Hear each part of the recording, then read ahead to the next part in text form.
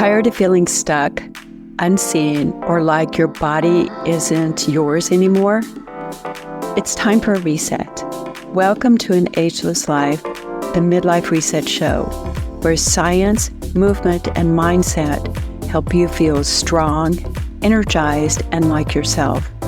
I'm Devi, a clinical pharmacist, Argentine tango dancer and instructor, and your guide for redefining how women thrive and grow in midlife and beyond. Let's get started. How your body keeps track of what you ignored, indulged, and have outgrown. You probably heard the phrase, the body keeps score. I like to think of it in this way. Your body records everything. Every skipped meal, every deep sigh, every late night you said just one more email, every time you pushed yourself, it's stored somewhere in your energy, your sleep, your mood. And quite honestly, it's not to punish you. It's just to keep you honest. Because while your mind can rewrite the story, your body, it's the one that takes notes, and it's in ink. If you've ever wondered why you wake up tired even after 8 hours of sleep, or why your shoulders tense the second you open the laptop, this might be why. Or if you like metaphor, picture it as a scoreboard, a running tally of the things that you ignored, indulged, or outgrew. But it isn't about judgment. Your body isn't grading you. It isn't giving you, it's giving you data so that you can see what needs to shift. My body remembered every shortcut I took in the name of productivity. The skipped meals, the 12-hour quick shifts, the nights I told myself, hey, I can get by on 5 hours of sleep. It's not revenge, it's record keeping. And after years of covering for me, my body said, I'm done. I can't do it anymore. It caught up with me. The fatigue, the fog, the dull ache that even a good stretch couldn't shake. So this episode is part of a series of 3 I call the Body Trilogy. There are 3 conversations here about how you explore your body's communication and what happens in midlife. And it's okay if you're jumping in here and you haven't heard the other episodes. Each one of these stand on their own. But to give you a little background, in episode 14, we explored how to start listening to your body signals. Today, we're looking at what those signals actually mean and how your body's keeping store in the background. And then in the next episode, episode 16, we'll take the awareness into movement and learn how to move like you mean it. Again, last episode, we talked about tuning back in, learning to actually hear, see, and feel what your body's trying to tell you. The quiet signals of rest, hunger, thirst, and comfort that you've learned to override. And again, if you missed that one, you can go back and listen later. It's the perfect setup for today's conversation, but again, is not required. Last week, we talked about noticing your body's voice. Basically, my body speaks. Today is about understanding what it's saying. In other words, my body tracks and teaches. This is where we take the curiosity and turn it into insight so that you can act from awareness instead of autopilot. I had a client, I'll call her Marie. She swore she was doing everything right. Organic food, Pilates twice a week. She had a drawer full of supplements. She could have opened her own pharmacy. But she felt flat, just off. She misplaced her sparkle. When I asked her what brought her joy, she just blinked and looked at me. I don't even know anymore, she said. I'm so busy trying to just keep everything running, I don't even think about joy. Her body told me the rest. the tight shoulders, the shallow breathing, the eyes that looked tired and exhausted and that hadn't laughed in months. So we started with something ridiculously small.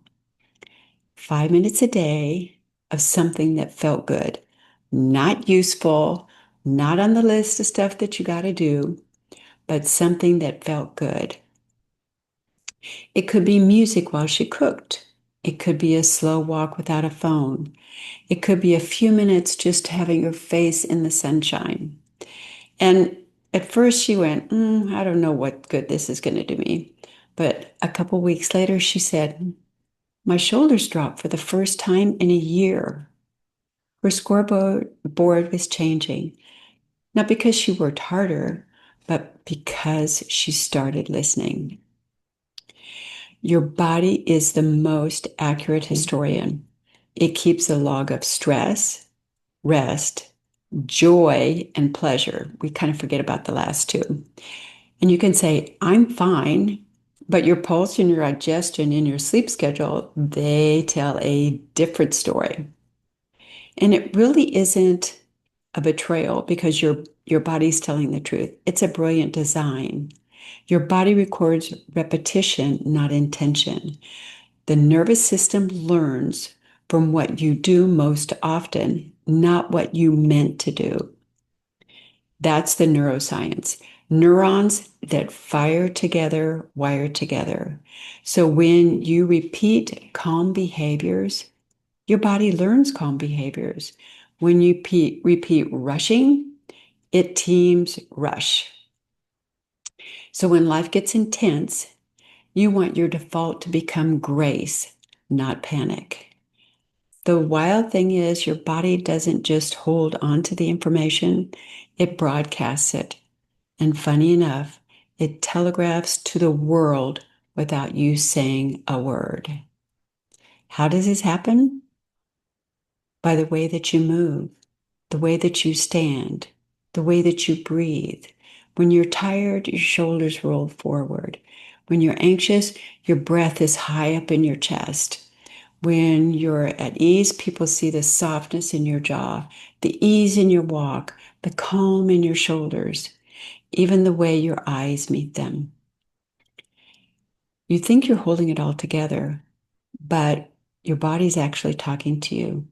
The beautiful part is that once you start paying attention, you can change that message and the whole world responds differently.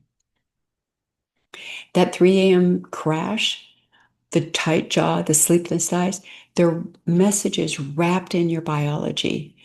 Fatigue can mean you're undernourished, not undermotivated. Bloating can mean that you're eating the wrong foods. Or it might be that you need to eat at a different time or a different amount. A stiff neck can mean that you're carrying things that aren't yours. Your body is, you can think of it as like your inbox of truth. The goal isn't to delete all the messages or to just ignore them and never read them.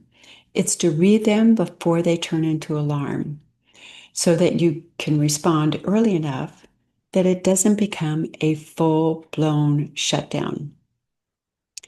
We love to make meaning. I'm lazy. I need more discipline. But the body isn't judging, it's reporting. Those repeated headaches, afternoon energy dips, and the waves of irritability, basically the mid-afternoon crabbies, these trend lines, these are not moral failures. When you stop arguing with the data and start interpreting it, your body relaxes. In other words, it doesn't have to shout at you anymore in order to get your attention.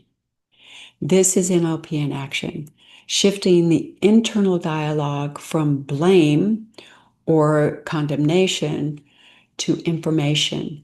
You're reframing your inner dialogue so that your nervous system feels safety instead of threat. And the body loves many course corrections. A glass of water, a good laugh, 5 minutes of stillness. I watch crazy cat videos. They make me happy. They make me laugh. And these are not just nice extras to have.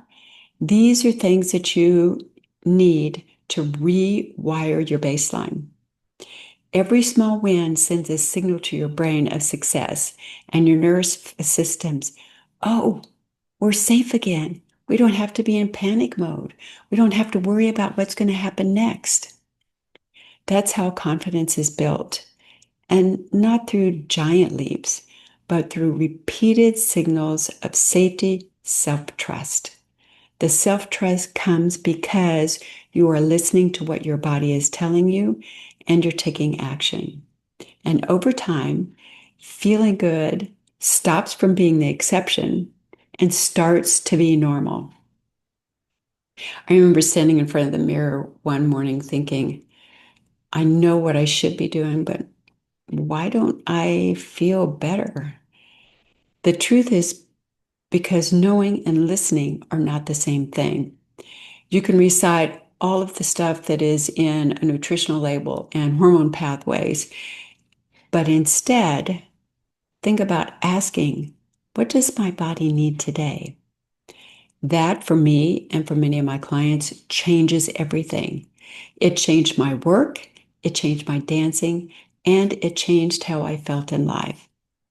Because you're listening, you're realizing how much your own body has been tracking. Let that sink in for a second. Take a breath before you shift into the simple reset for the day. So here is a practice for you. For the next 24 hours, and this is really simple, keep track of what makes you tired and what gives you energy.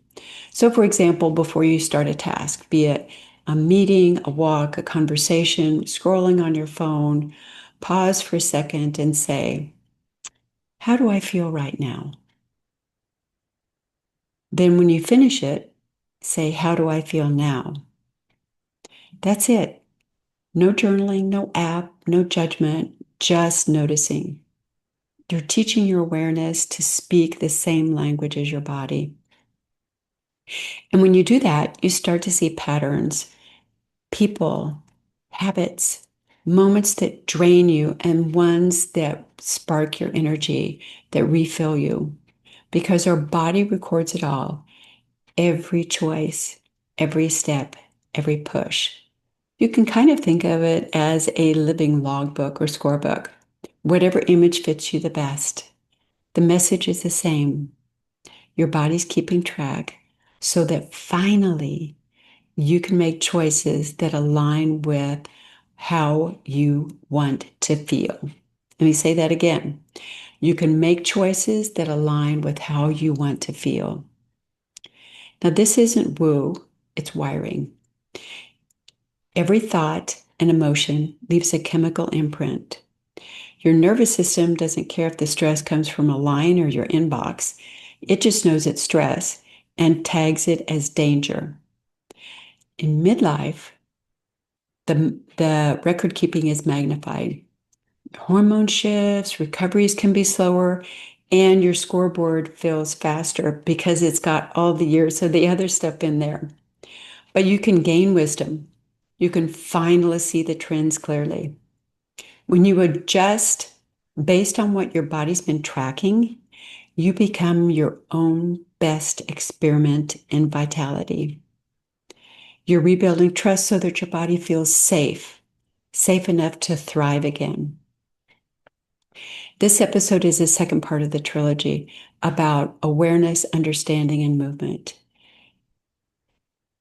Each of these episodes can stand alone, but together they're a fuller story of how your body speaks, remembers, and guides you to vitality.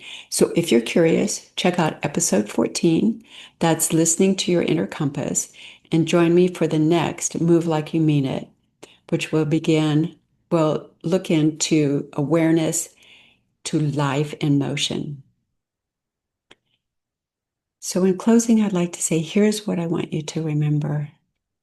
The body doesn't lie, but it absolutely forgives. It isn't keeping score to shame you.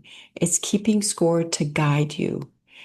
Every ache, sigh, laugh, and incident of joy is a headline in your daily newspaper of you. When you feel off, don't ask, what's wrong with me? Ask, what is my body trying to tell me? Because your body's always tracking and it's cheering you for a comeback. Try this for 24 hours. I'd love to hear what happens when you do it. And send me a message, tag me, let me know. That's it for today. Bye for now. That's it for this reset. Thank you for spending this time with me. If today's episode gave you something to think about, I'd love to have you subscribe so you never miss what's next. And remember to grab your free gift, your midlife superpower, 5 simple power moves to feel like yourself again. The address for this is, or link is, anagelesslife.com/superpower. Thanks again. Bye-bye.